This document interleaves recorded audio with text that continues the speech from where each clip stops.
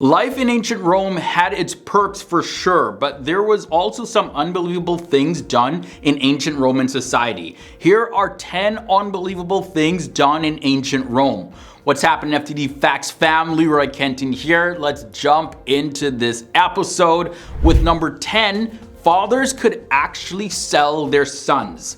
The Roman Empire was built on the labor of slaves who had no rights and they lived in horrible conditions. But surprisingly, there was one exception to this rule. Roman fathers could actually temporarily sell their sons into slavery, with the buyer agreeing on a price and duration. And then, if the son was returned in the same condition at the end of the term, everything was fine. However, if a father sold his son 3 times, well then he was considered unfit, and any son sold 3 times was legally emancipated. This whole 3 sale rule applied to each child, so a father could actually keep making money by simply having more children to sell. Number 9 leads us to the hair dye of adult workers. The Roman obsession with social standing extended even to physical appearance. In ancient Rome, native women typically had dark hair, while blonde hair was associated with Gauls and barbarians. Now, adult work was legal, but lower class adult workers were stigmatized. And to prevent any confusion between respectable Roman women and adult workers, a law required that the adult workers dye their hair blonde. But this backfired when noble Roman women began to envy the look and started dyeing their own hair or demanding blonde wigs be made from the hair of adult workers. And this led to widespread head shaving. Number 8 leads us to the public toilets. Although the Romans were often regarded as clean people, their public toilets would not meet today's standards. Rome had more than 140 communal public toilets that served as socializing spaces for people while they attended to their needs. While these toilets were connected to impressive sewage systems, archaeologists have actually discovered evidence suggesting that they were potential biohazards. These toilets were rarely cleaned, and archaeological evidence shows that they were infested with parasites such as fleas, lice, roundworms, and cockroaches. Coming up at the number 7 spot, the color purple. Did you know that wearing purple was off limits for most free Romans? Yeah, so back in ancient Rome, purple was a symbol of power as well as glory and royalty. So only the emperor and other high-ranking officials were actually permitted to wear purple togas. This was because purple dye was very expensive to produce, requiring 10,000 mollusks to make enough dye for just one toga.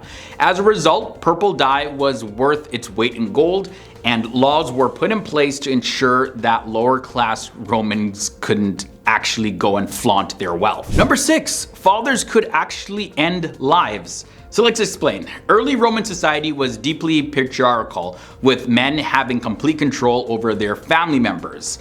This meant that a father even had the power to take the lives of his own children if he felt it was necessary.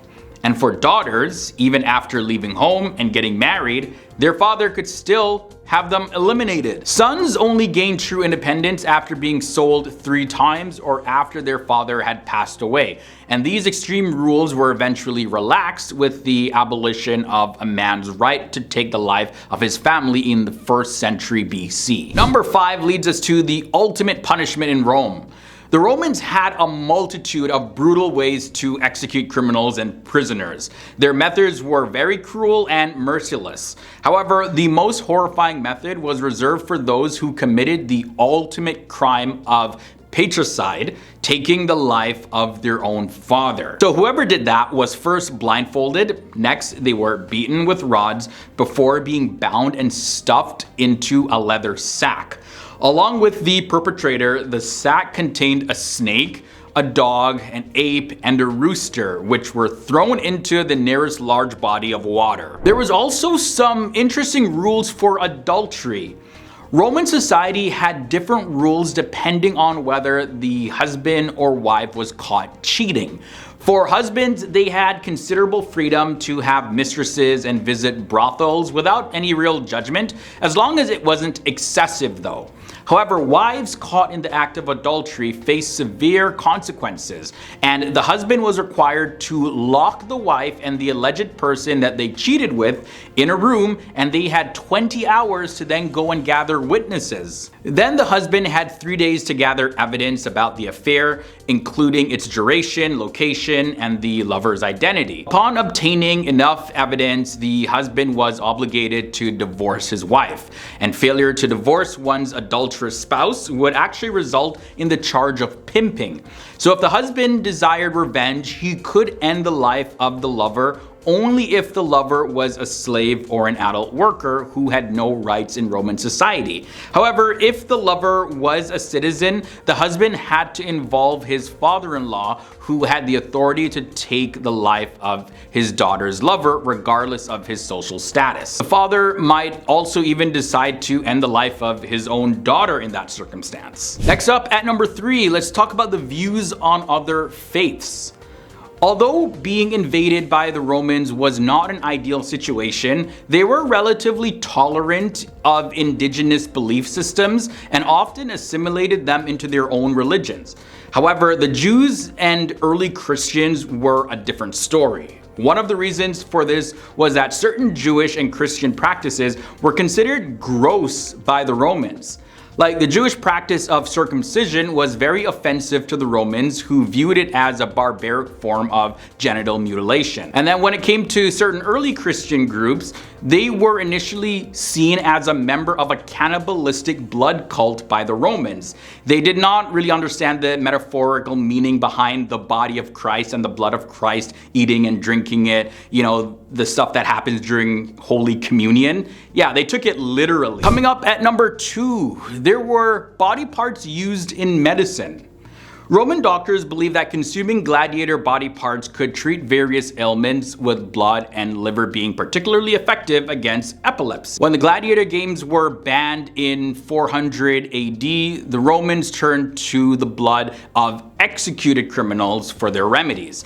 But it doesn't end there. This fascination with gladiator parts extended to Roman beauty treatments. Dead skin cells of gladiators scraped from their baths were used in face creams also. Yeah, interesting. And finally, we end this episode off at number 1. Urine was actually very valuable.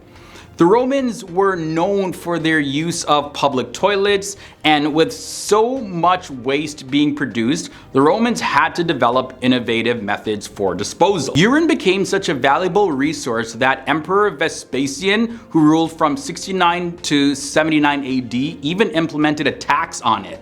But when his son Titus objected to the disgusting nature of the tax, Vespasian, he famously asked him to smell a gold coin and then asked if it stank. When Titus replied in the negative, Vespasian, he said, "Yet it comes from urine." Alright guys, we made it to the end of this episode looking at 10 unbelievable things done in ancient Rome. Sound off down below about anything that was mentioned in this video. I'm curious to know your thoughts. If you made it this far, leave a big thumbs up, and I'll catch you guys in the next episode.